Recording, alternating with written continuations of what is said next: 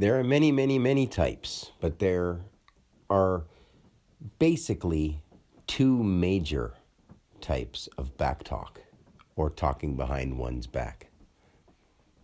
There's one that is the deceitful kind, which is because you just like to talk crap on people, or because you're trying to say something that makes you look better than the person you're talking about, or you just want to make the person look bad, or you just are a negative person and you like to talk everything you can that's negative about everything.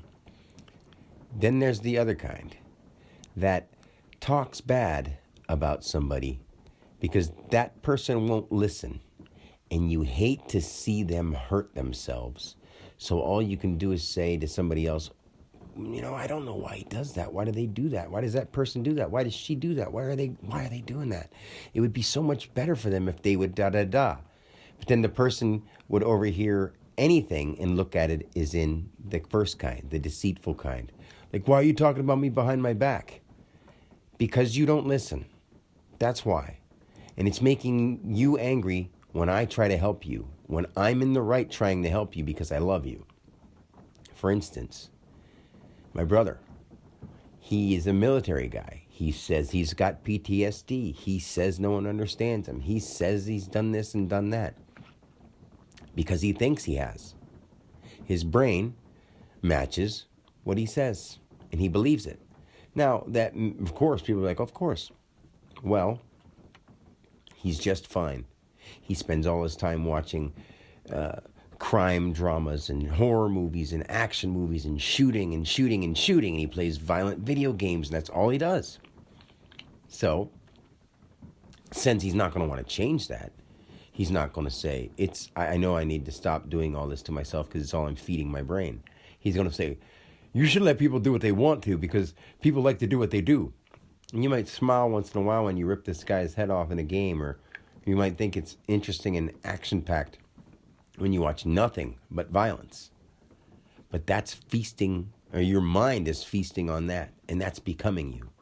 So since those are the only visions you see, those are the only thoughts you have. So now you take your body and you put it in the place of where your mind is, and you say you've been through all this shit. You're stressing yourself out so much that you actually feel the negative effects from it, and then you feel down upon yourself, so you don't feel like taking care of yourself, so you eat garbage, and it just keeps getting worse and worse and worse. And because people care about you, and they say, don't eat garbage, don't watch garbage, don't do things just because you like them, start using your mind. Don't listen to a therapist who just wants you to keep coming back and paying. Don't listen to a government who just says, yeah, you're a hero, you're a soldier, because they're going to say whatever they can to get you on their side so you do their dirty work. Those are all exactly true statements. There may be stipulations in some other people's things if they hear this and think, well, that's not always how it is. But it isn't always how it is, you're right. But in his situation, it is. And I know his life like the back of my hand. And I don't want to say that to him because then once again he'd get offended. And I'm not going to sit there and try to break down his life for him because that makes people angry. Because they think they've been in control their whole life. When they find out they haven't been at all, boy, oh boy, do they take it out on whoever reveals it instead of taking it in and letting it go through them.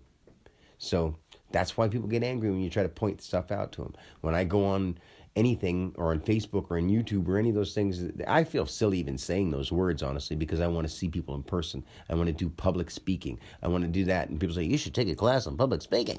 Well, guess what? Public speaking is listening to somebody else teach me how to talk to somebody else. That is fucking asinine and stupid.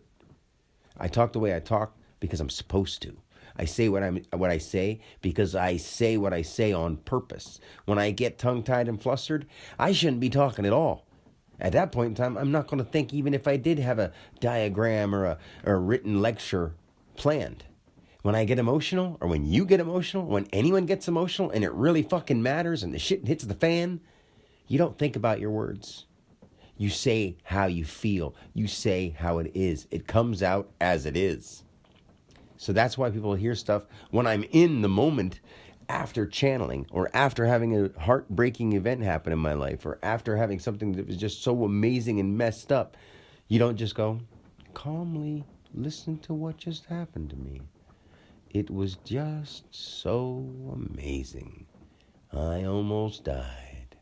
I just experienced all the wonders of the world. But people just can't understand because they're coming from a place where they're sitting still, looking at a phone, listening to something on their TV or anything like that, and they don't understand that the person behind the recording, in my case most of the time, or in all the times with me, unless it's a skit or something, but when I'm talking from the heart like this, I'm not coming from a place where I'm sitting down to come up with this wonderful presentation for people. There are times when I sit and I actually do speak to my phone, or when I actually do take the time to relax and say something really, really intelligently so that people can get it easier. But there are also other times where I don't have the luxury of doing that. When you have to tell somebody about something that was fucking crazy, you don't go, let me calm down first and tell them about it, and maybe I'll remember all the details, or maybe I'll be able to say how I feel then, and I won't be able to express it. But if you do it in the moment when you feel it, you express it. And that way, sometimes those words come out wild and crazy, and people go, you just sound like you're ranting. You just sound like you're going off. Well, what would you do? When you're in a fight, and you're going, yeah, and you're fighting and struggling, do you go, I'm going to kick your ass. I'm going to get you. Ooh, take that. No, you don't. You're in the moment. So I have people like this Sherry Wilson that says her things about my going all over the place. That still it just keeps replaying itself in my mind here because it's something to point out that people obviously haven't looked very deep.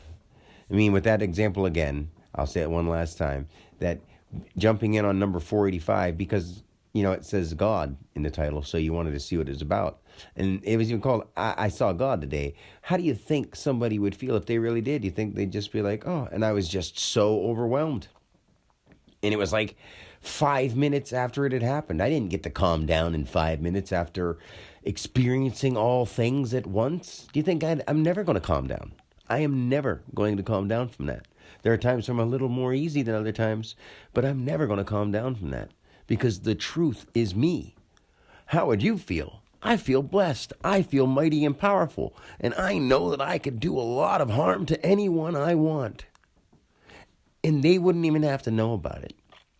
I could make things happen in the spiritual, astral, in the conscious world that you don't see, that will play out in your life and have effects on you. But I will not do that. I promise God I wouldn't do that.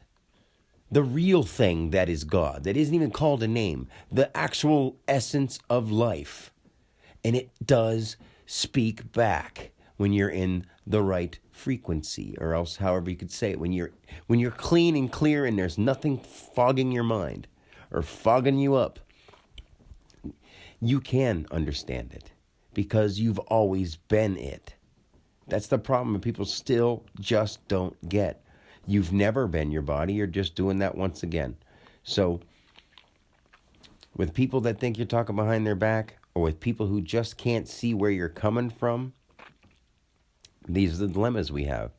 Because most people are sit-down couch viewers, or they're walk around with their head in their phone, and they're so zombified, and they're so lackadaisical and boring and unhappy that it's so incredibly difficult to even get them to pay attention and want to, and actually with the intention to mean to learn or understand. They just, I'm paying attention, so what? Go ahead, tell me, yeah, tell me what you want to tell me. How's that going to work? Not very well. So people need to try to come from the heart, open their ears, and listen when somebody's coming from their heart and opening their mouth and speaking. Till next time, peace.